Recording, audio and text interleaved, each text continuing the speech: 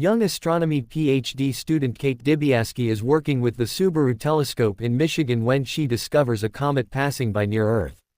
Her professor, Dr. Randall Mindy, congratulates her on her findings, and after naming the comet after her, they calculate its trajectory, coming to the conclusion that the comet will hit Earth in 6 months and, because of its huge size, it will cause planet-wide extinction. On the edge of panic, they call NASA to inform them of this discovery, and the head of Planetary Defense Coordination Office, DRIVE, Teddy Oglethorpe, tells them to come to DC so they can have a meeting with the president about this issue, which is now considered classified information. They go to the White House early in the morning and are left waiting the whole day without hearing a word from the president, who is prioritizing taking care of a scandal involving one of her candidates. Kate and Randall are sent to spend a night in a hotel, where they call their loved ones and try to find comfort in their voices without being able to tell them what is going on. Randall calls his wife June and his sons to check on them, and Kate talks to her boyfriend Philip, who works as a journalist for an important newspaper. The following day, Kate, Randall, and Teddy finally get to see President Janie Orlin and the Chief of Staff Jason Orlin, who also happens to be the president's son. They do not take their warnings seriously, saying they are warned about the end of the world every month with excuses like economic collapse and loose nukes, so for now, she wants them to sit in asses until the midterms are over. Seeing as the White House will do nothing, Teddy wants them to leak the information to the press, which could get them in trouble since talking about classified information is illegal, but it is still better than dying to a comet. While Sir Peter Isherwell, tech billionaire CEO of Bash, also learns of the incoming comet thanks to some astronomer friends of his, Philip gets Kate and Randall an interview with the New York Herald.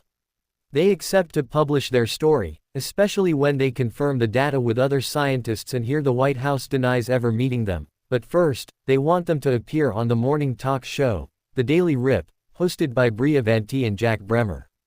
They are not taken seriously by the hosts either, who think they must keep bad news light, and Kate snaps, getting angry on camera and pointing out how terrifying the situation is before storming off. Randall does stay to finish the interview, and after they are done, Brie invites him to have drinks with her later. Afterward, the New York Herald's marketing team shows them the results of their presentation. The singer that appeared before them talking about her breakup had more mentions on social media. Kate has become a meme as an angry lady, and Randall is seen as extremely handsome for a scientist, but nobody cares about what they had to say. The newspaper decides to cancel their support, claiming NASA said the data is not good enough, but they quickly realize the head of NASA, who is not even an actual astronomer, is one of the president's donors and working under her agenda.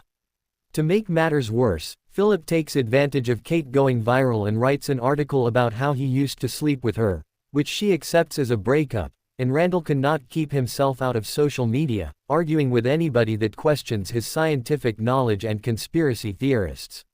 When the president finds herself as part of a bigger scandal involving some intimate pictures of her private parts, she sends the FBI to bring Kate, Randall, and Teddy to her office again and apologizes for having ignored them. Kate quickly picks up on the fact they are doing this just because they are afraid to lose the midterms, but accepts to help anyway because getting to stop the comet is the most important priority at the moment. The president makes a national broadcast, announcing the comet is real and that they have a plan to destroy it. They will launch a spacecraft that can strike the comet using nuclear weapons. Despite Randall's opinion that this should be a mission guided by remote technology, Janie chooses General Benedict Drask to pilot the spacecraft, because she thinks having a hero as the image of their plan will help people cope with the news. Janie and Randall begin appearing in all kinds of TV shows and magazine covers as the event goes viral on the internet, finally getting the attention it deserves. After appearing on The Daily Rip, again, Randall and Brie end up sleeping together while Teddy and Kate argue with Comet Deniers on a conservative show. The day of the launch comes, and the event is broadcast globally. The spacecraft successfully takes off, but General Drask's microphone is quickly muted because he keeps saying incredibly bigoted things on camera. Everyone is ready to celebrate the fact the comet will be gone soon, but when Isherwell arrives and talks privately to the president, they are shocked to discover the spacecraft is coming back. Janie has cancelled the mission. Some hours later, while the world is still trying to understand what happened, Randall is assigned as chief science advisor to the White House and brought to an emergency cabinet meeting while Teddy and Kate are left behind. It turns out the reasons why they cancelled the mission is because Isherwell, who is also one of the president's donors, has discovered that the comet is composed of trillions of dollars worth of rare earth minerals that technology manufacturers use in objects like phones, and they have been running short of them because China owns most of the mines. The plan is to send some drones to fragment the comet and let those smaller fragments fall into the ocean to be mined later. Randall does not agree with this, especially when he realizes that the technology Isherwell is going to use has not undergone scholarly peer review and every scientist that tried to speak against it has been silenced, but the matter is out of his control now. After the meeting, he gets together with Kate and Teddy in a bar and tells them all about Isherwell. Some of the people overhear them and Kate decides they deserve to know the truth, so she announces loudly for everyone to hear that the president will allow the comet to hit the planet so rich people can get even richer. This incites a series of riots around the city, so the FBI arrests Kate and charges her with sharing classified information and damage of private property, but they agree to let her go if she signs a deal where she agrees not to talk about the subject in public or media anymore and to get off the grid, which Kate obviously accepts and returns to her little hometown in Illinois. Getting her old life back is not easy, since her parents will not take her back because they support the government and do not want any traitors in their house. She begins working as a cashier at a supermarket where he meets Yule and his friends, who admire her and invite her to hang out with them. After discovering they have been stealing from the market and letting them go anyway because she does not care anymore considering the end of the world is coming, Kate accepts to join them, beginning a relationship with Yule.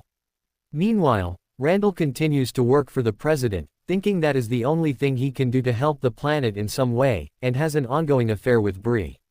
This blows up on his face when one evening, the two of them return to their hotel room and find June there, waiting to surprise her husband. Randall does not even apologize, just tries to make up some excuses, so June throws his pill bottles at him before leaving for good. After having an argument with Isherwell about his faulty science and being told algorithms say he will die alone, Randall appears on The Daily Rip, and finally loses control. Furious, he yells on national television and calls everyone out for not being more worried about the comet, which people had started to believe is not real. He also points out how Isherwell is shutting up all scientists that do not agree with him, that the president lied and that the whole administration has lost its mind. The FBI catches him after this and offers him the same deal they gave Kate, so Bree breaks up with him. Sometime later, Randall is driving back to Michigan and Kate is hanging out with Yule when they both look at the sky and see the same thing. The comet is finally close enough to be visible by the naked eye. The two of them record themselves with it and ask the world to see it, starting a movement called Look Up, that millions of people around the world join and make posts about on the internet. Randall even starts appearing on TV again, calling the government out for their awful plans, and even gaining the support of two famous singers that write a special, Just Look Up, song. This causes Janie to retaliate with her own movement called Don't Look Up, which is supported by millions of conservative voters and conspiracy freaks that believe her when she says Randall only wants them to be afraid and lose their freedom. Riots and protests take over the streets while Russia, India, and China work together to send their own spacecraft to stop the comet, but their launch fails and the spacecraft explodes. As the comet gets even closer and the deniers finally start catching on the lies, Randall takes Kate and Yule grocery shopping, then drives them back to his hometown so they can spend their last day together as a family. Under these extreme circumstances, June decides to take him back after admitting she cheated on him back in college as well, and Teddy joins them shortly after as well. All of them have dinner together, sharing anecdotes and sending one last prayer to God while waiting for the comet to strike. The night of the launch, while waiting to get started, Janie asks Isherwell what the algorithms say her death will be like, and he responds she will be killed by a Bronterock, whatever that may be. The spacecraft takes off and they lose some of the drones, but Isherwell anticipated there was a margin for error and claims everything is fine. However, he is incredibly wrong, and the rest of drones explode as soon as they make contact with the comet. Knowing they will be dead for sure now, Isherwell and Janie leave the premises to join other millionaires on a secret spaceship designed to keep its passengers alive cryogenically so they can flee Earth before doom strikes. Completely forgetting about her son, Janie calls Randall and offers him a place for him and his wife, but he turns it down, wanting to stay with them until the end. People around the world cling to their loved ones as the comet hits Earth and destroys life as we know it.